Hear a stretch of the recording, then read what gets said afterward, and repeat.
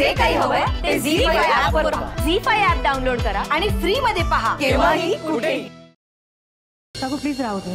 अगं करते ना. सोडा ना प्लीज. तुम्ही प्लीज चिडू नका. हे बघ मनवा, मला खरंच माहिती नव्हतं की तुमच्या दोघांमधली भांडण इतक्या लवकर मिटतील म्हणून.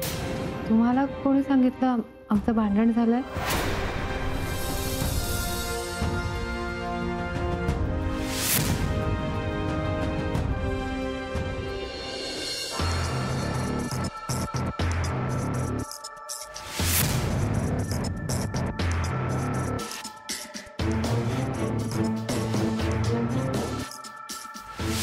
राजवीर, हॅलो. मनवा, मला घरी यायला उशीर होईल, आज महत्वाची मीटिंग आहे. अच्छा, मी पण आताच घरी पोहोचले.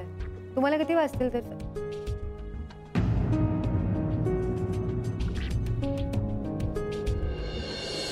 याच मुद्द्यावरून तुमच्या दोघांमध्ये एवढे प्रॉब्लेम झाले आणि तू आज पुन्हा दारू प्यायला बसतोयस? अरे मी काय दारू पिऊन रस्त्यावर तमाशे करतो का?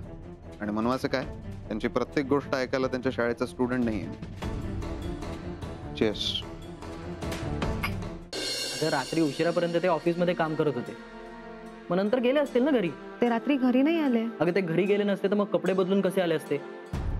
सर त्यांच्याशी बोललोय मी. राजवीर, काल तुम्ही घरी नाही आला. Meeting is over.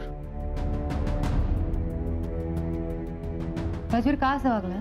कामात होतो मी. कुठे होता तुम्ही रात्रभर? कपडे कुठे बदलले? काय करत होता तुम्ही? म्हणजे मी आता काय करतो, कुठे जातो, ऑफिसला काय करतो, काय नाही करत, हे सगळं मी तुम्हाला विचारून ठरवायचं का मनवा? काय चाललंय तुझं? तू का मला प्रॉब्लेम मध्ये टाकतेस? काय झालं? ताई, तुला काय गरज होती राजवीर जिजूंना सगळं सांगायची? मी काय सांगितलं त्यांना? नितीश, तू काय बोलतोस? मला खरंच काही कळत नाहीये. जिजू ऑफिस मध्ये आलेत हे मी तुला फोनवर सांगितलं होतं. हा, मग काय तुला काय गरज होती मी हे सगळं तुला सांगितलं राजवीर जिजूंना सांगायची?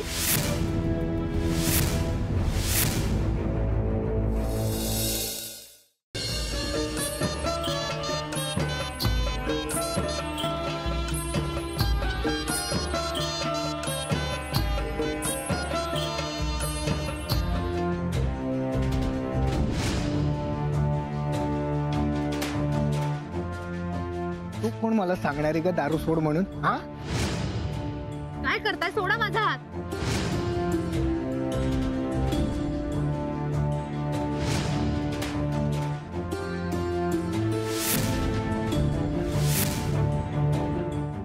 सखी, आज मला रिहर्सल यायला नाही जमणार.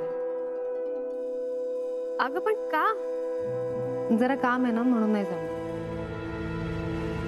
मला सांग, तुझी सगळी स्क्रिप्ट पाठ आहे ना? हो. आणि माझे डायलॉग्स पण पाठ आहे?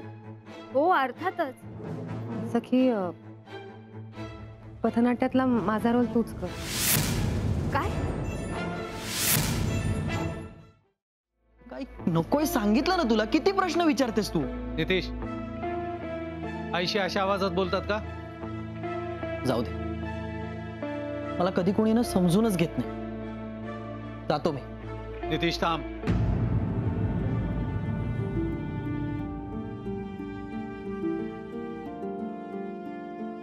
काय झालं? काही नाही. कोणी काय बोललं का? तू एवढी चिडचिड का करतोयस? प्लीज आपण उद्या बोलूयात ना. नाही, आत्ता सांग काय झालंय ते. काय विचारतोय मी? ऑफिस मध्ये काही बिनसलंय का? नितीशची प्रोजेक्ट फाईल स्टडी कर. काही खटकत असेल तर बघ. मला तुझं ओपिनियन हवंय. हे बघ नितीश, शांतपणे सांग काय झालंय.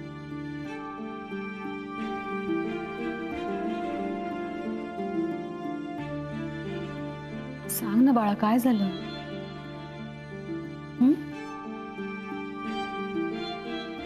बाबा, एवढे दिवस मी माझ्या प्रोजेक्टवर मेहनत घेतली, जीव ओतून दिवस रात्र काम केलं, पण आता ज्या माणसाला यातला काही एक्सपिरियन्सच नाही असा माणूस येऊन मला शिकवणार आहे की बिझनेस कसा करायचा.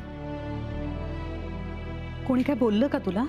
तो राजवीर जिजूंचा भाऊ यश, त्याने ऑफिस जॉईन केलं. आता माझं प्रोजेक्ट आधी त्याच्या हाताखालून जाणार. हे असं अचानक का झालं? बाबा हो, हे सगळं काय चाललंय ना मला खरंच कळत नाही. अहो, धड ग्रॅज्युएशन झालं नाहीये त्या मुलाचं इंजिनिअरिंगच्या 3rd इयरला आहे तो, आणि तो मला शिकवणार? बाबा तुम्हीच सांगा, या अशा अनुभव नसलेल्या माणसाचं मी काय ऐकायचं? नितेश, प्रश्न त्याला अनुभव नसण्याचा नाहीये. तू त्याला विचारलंस का हे असं का झालं ते? बाबा कसं विचारणार? जिजूंनीच त्याला सांगितलंय.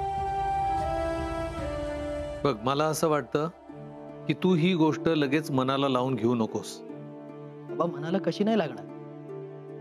माझं प्रोजेक्ट आहे ते, मी मेहनत घेतली, मी काय ऐकू त्याचं? त्यांनी तुझ्या प्रोजेक्टसाठी चांगले इनपुट्स दिले तर चांगलीच गोष्ट आहे ना. बाबा हो नितीश, आधी ऐकून घे त्याला काय म्हणायचं ते, मग आपण बघूया काय करायचं. कळतंय ना मी काय म्हणतोय ते? नाहीतरी ऑप्शन काय आहे दुसरं?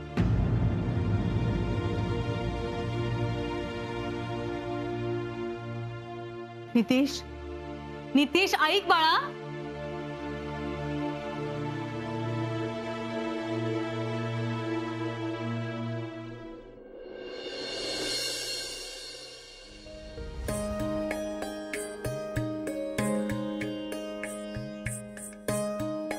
अरे वा, आज केवढा खुश दिसताय तुम्ही.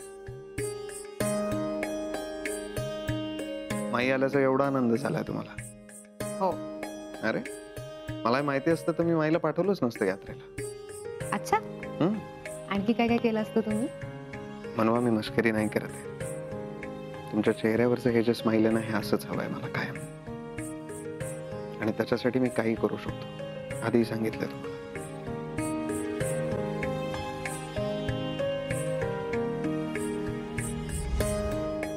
असं काय बघताय?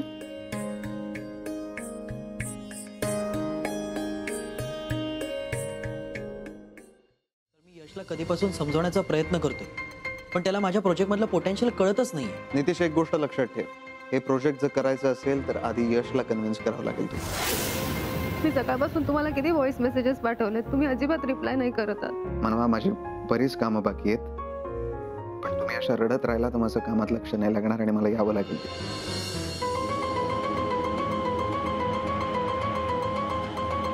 खरंच सॉरी. तिची तब्येत कशी आहे आता? यांच्या काही टेस्ट कराव्या लागतील. डॉक्टर काही सिरियस आहे का? या बाय.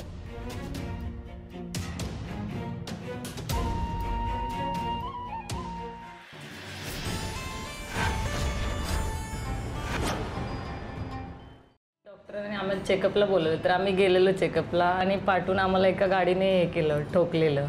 ॲक्च्युली माझे सासू पप्पा होते माझे, आणि आईंकडे तो होता बारका, आणि असा 3 दिवसाचाच तो होता. त्या पाठून धक्का दिल्यामुळे तो असा शीटच्या खाली गेला पूर्ण, आणि एकदम सगळ्यांना रक्त वगैरे एवढं आलेलं, तरी पण ह्याला असं काही झालं नाही. तेव्हापासून म्हणजे आम्ही खूप जपतो त्याला. तयार आहेस नाही व्हायला? Yes, we are ready. Yes, ready. Vaidehi, looking at the growth, मला असं वाटतं येत्या 10-12 दिवसात तुझी डिलिव्हरी होईल. से अबाउट 25 जानेवारी. ती संधी मिळाली ना की माझी सगळी कामं नीट होतील. मग ती संधी लवकरच मिळेल तुला. मी बोले त्यांच्याशी. येते मी. बाय. मीरा, एक विचार, तुला आपले पत्र आणि फोटोज मिळाले?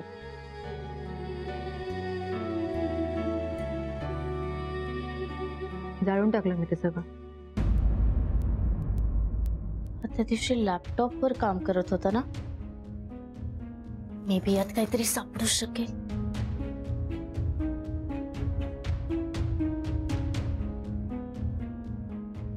काय चाललंय? पण शक्यता वाटत असली तरी खात्री कशी करणार? हे सगळं विक्रमनेच केले, आणि खरंच जर ते असेल तर आता ते इथेच कुठेतरी असतील, माझ्यावर पाळत ठेवत असतील.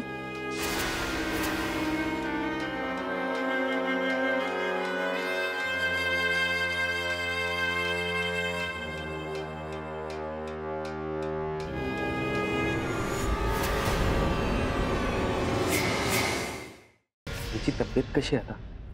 यांच्या काही टेस्ट कराव्या लागतील. डॉक्टर काही सिरियस आहे का? या बाय.